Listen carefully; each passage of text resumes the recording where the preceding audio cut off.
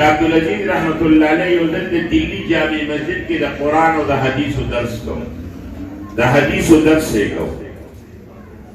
یو سړی ورته راغی حضرت ته د قرآن او د حدیثو درس کې او د اسلام په لمن باندې داغ لګي وی څنګه د اسلام په لمن باندې داغ لګي ورته وی دلی چاندنی چوک کې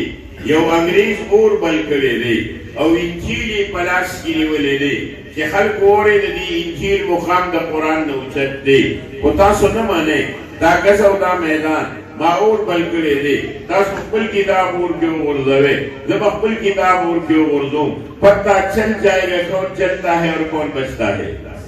ټول خلک انګوشت بدندان دي حیران دي وی خان حدیث کتاب یې بند کړ قرآن شریف یې راواخیست او ترخ کې ونیو راغی دلی چاندنی چوک ته راغی ای انګریز ته وی ته څه وې انګریز ورته وی عیان را چې بیان است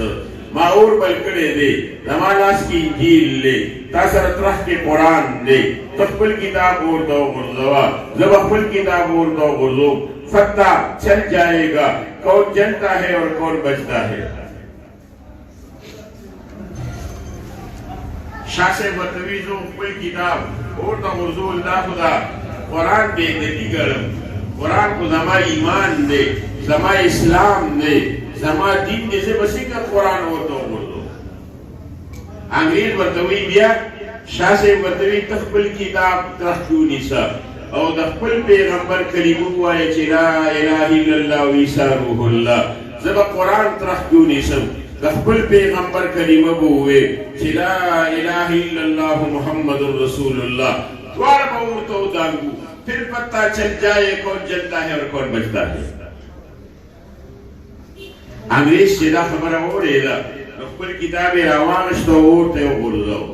منډه یې کړې چا ورته وی بابوجي کې او باغ دی خو ولې منډې وې اوسه پورې خو تا ټول مسلمانان چیلنج کول وی منډې دې دپاره وم چې ما په خپل کتاب داسې کیمیکل مږلي و چې اور په هغې باندې اثر نه کړ ما خو په ځان کیمیکل نه دي مږلي زه ولې ورته وټانګم لیونی خو نه چا شاه صاحب ته تپوس وکړو وی حضرت ستاسو په الله باندې څه بروسه وه وی قسم دې زه 100% شور وم زما 100% یقین و چې رب ذوالجلال به زما یو ویښتم په دې اور باندې نڅېږي څنګه چې الله ذوالجلال په ابراهیم علیه السلام باندې د نمرود هغه اور ګلې ګلزار کړ زم د نبي علیه السلام یو ادنا غلام زما ترخ کې د الله کلام زما سینه کې قرآن محفوظ دی احادیث محفوظ ما به څنګه الله په اور باندې اوسېږي او قسم دې د دې اور نه ما د جنت په شان خوشبويي محسوسه کړه ده